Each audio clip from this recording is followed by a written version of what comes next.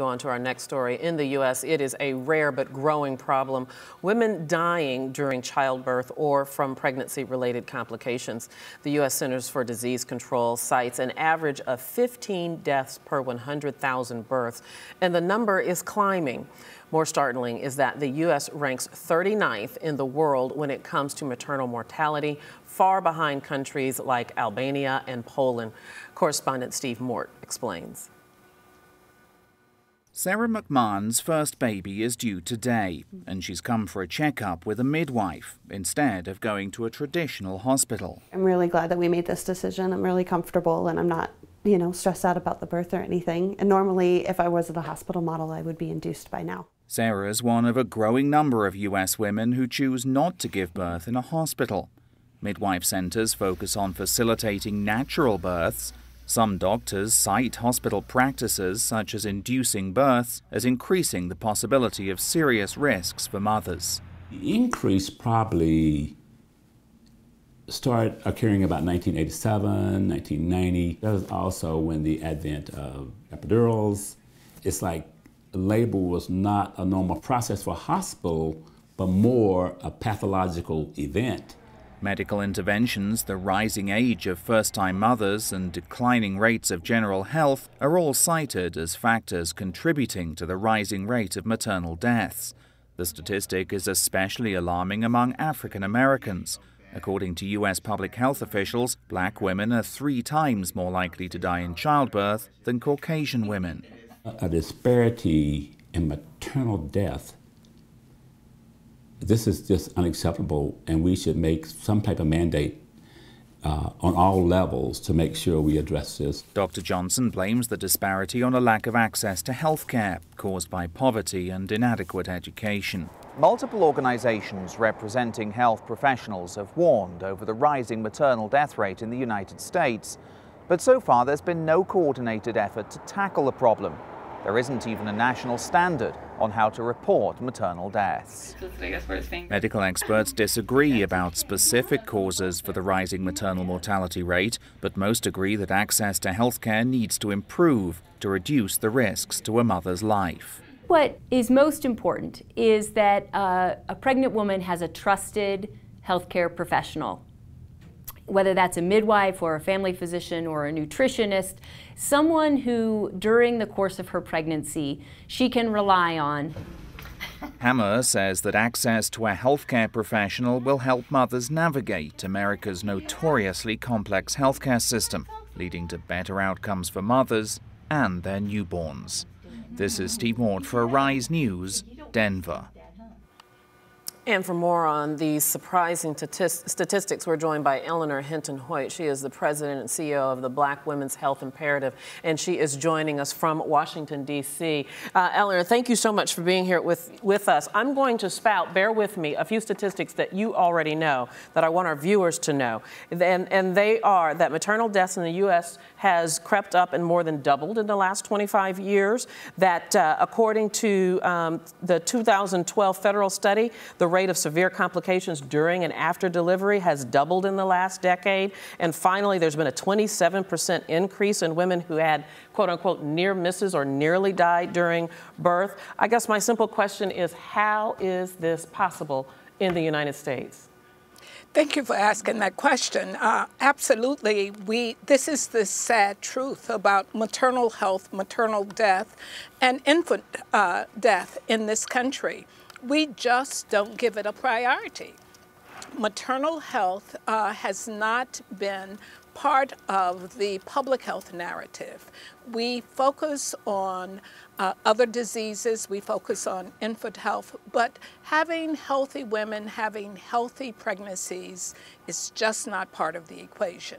It's almost unfathomable, Eleanor. Is it where does the fault lie? Is it because we have a healthcare, we have technology? Is it the lack of access? Is it perhaps the lack of regulation?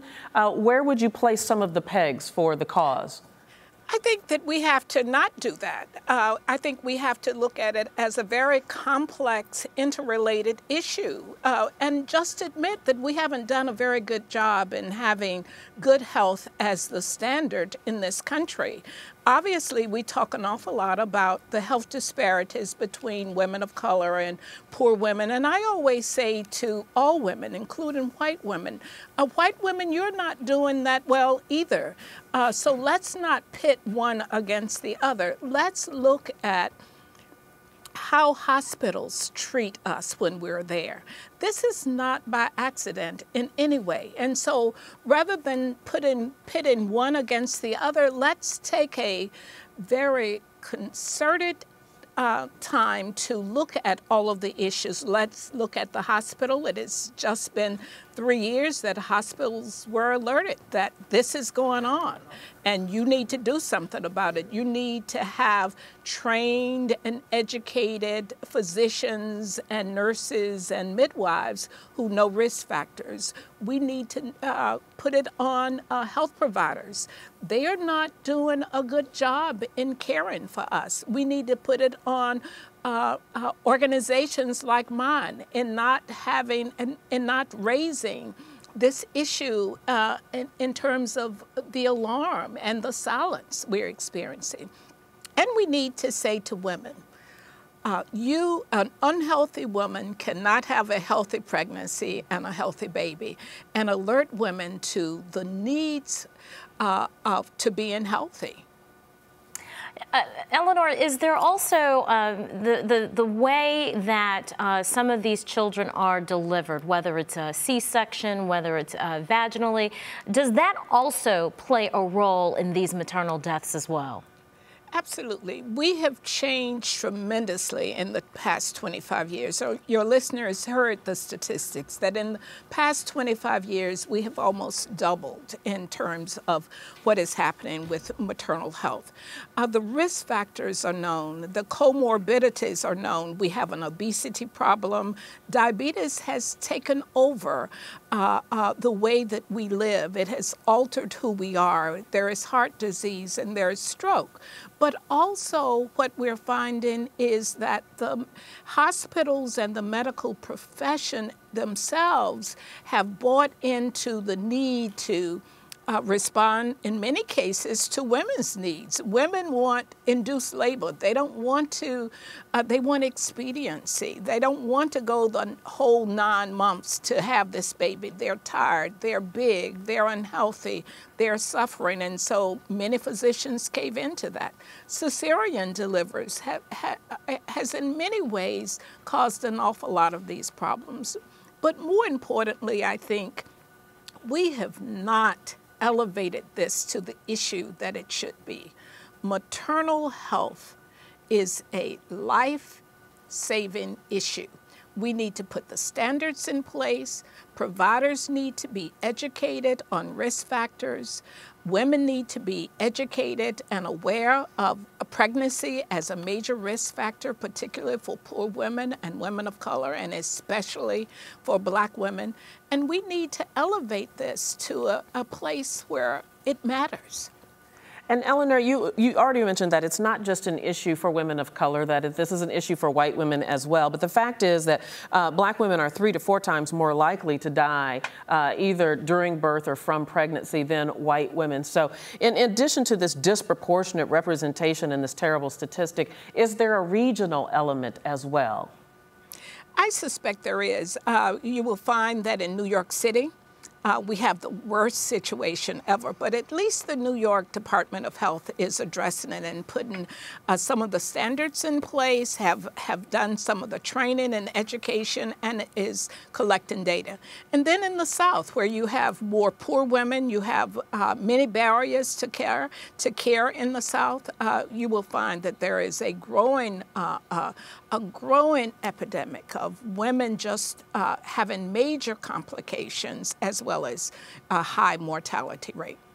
Eleanor, is the answer to simply not allow yourself to have your delivery induced, or does the care need to happen much, much earlier in the pregnancy in order for this not to occur? I don't think there is any one single answer. I would say that we operate on a under an awful lot of assumptions in this country about health and access to health. And we often blame the victim. What I would think that the administration ought to do, as well as funders and policymakers, ought to elevate maternal health as a critical health issue in this country. We have Millennium Goals, we have Healthy People 2020 goals, and yet we ignore them. We have standards and protocols, and we know more than we do.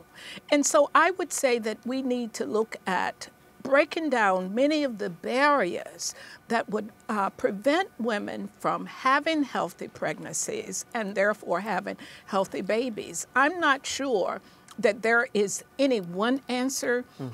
As long as maternal health is not one of those elevated issues. If maternal health doesn't matter, then we're in trouble, as we are, since the United States ranks so low.